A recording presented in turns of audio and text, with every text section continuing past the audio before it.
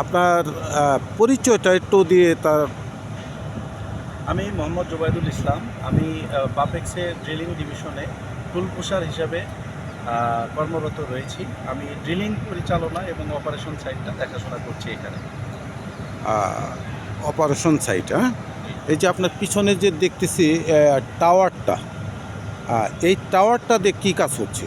এইটা মূলত কোনো টাওয়ার নয়, এটা একটা খনন যন্ত্র যাকে রিগ বলা হয়। এই রিগের মাধ্যমেই আমাদের খনন কার্য পরিচালনা এবং সম্পাদন করা হয়, যার ফলশ্রুতিতে আমরা এখানে খনন কার্য পরিচালনা করছি।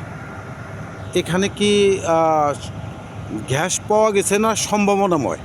আচ্ছা, এইখানে 2014-15 সালে প্রথম সার্ভে হয়। সেই সার্ভের ভিত্তিতে আমরা ডাটাগুলো অ্যানালাইসিস করে, এবং শুধু আমরা না, আমরা এবং আমাদের সাথে জাপানের মইকো নামে একটা প্রতিষ্ঠান জয়েন্ট ভেঞ্চারে স্টাডি করে এখানে প্রাথমিকভাবে গ্যাসের উপস্থিতি আমরা ধারণা করেছি এবং বিভিন্ন লিডের সন্ধান পেয়েছি। সেই লিডগুলোকে এখন বাস্তবে এখানে গ্যাস আছে কিনা সেটা আবিষ্কার করার জন্য সরাসরি আমরা এখানে ড্রিলিং কার্য পরিচালনা করছি, এবং এই ড্রিলিংটি 2800 মিটার পর্যন্ত আমরা খনন কাজ করব ইনশাআল্লাহ।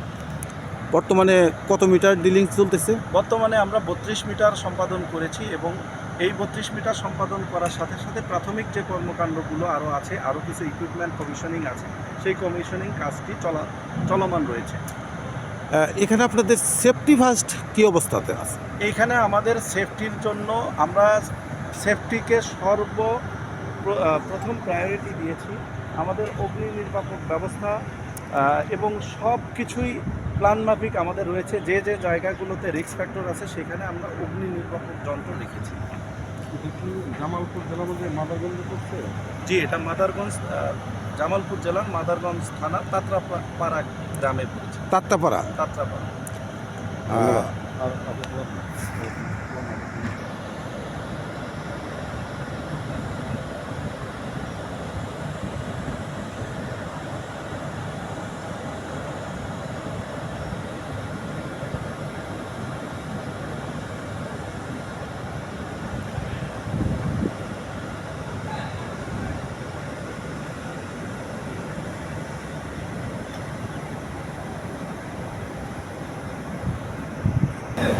প্রিয় দেশবাসী, তাত্তাপাড়া আমরা এসেছি একটি গ্যাস ফিল্ডে। এখানে আপনারা দেখতেছেন গ্যাস উত্তোলনের জন্য, সম্ভাব্য গ্যাস উত্তোলনের জন্য যে পরীক্ষামূলক কূপটি খনন করা হচ্ছে, সেই কূপের খনন করতে যে মেশিনারিজগুলি প্রয়োজন, এখানে সেই মেশিনারিজগুলি বসানো হচ্ছে, এবং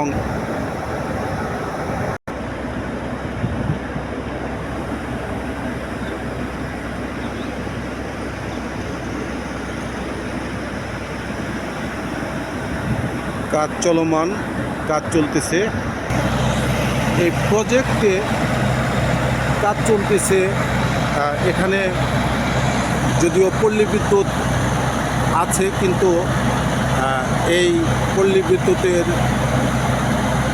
যে অবস্থা, ভোল্টেজ ওঠানামা এবং সময় থাকে না, যার জন্য তারা নিজস্ব পাওয়ার প্ল্যান্ট তৈরি করেছে। এখানে কর্মকর্তাদের সাথে আলাপ করে জানতে পারলাম যে এখানে প্রায় 5 থেকে 7 মেগাওয়াট বিদ্যুতের প্রয়োজন। সেই বিদ্যুৎ পল্লী বিদ্যুৎ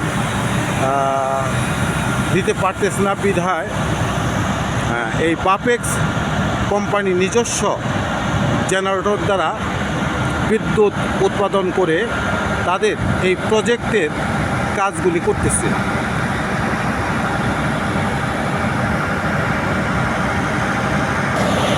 দেখতেছেন জেনারেটরগুলি, যদিও প্রত্যেকটা জেনারেটর বক্স করা, বক্সের ভিতরে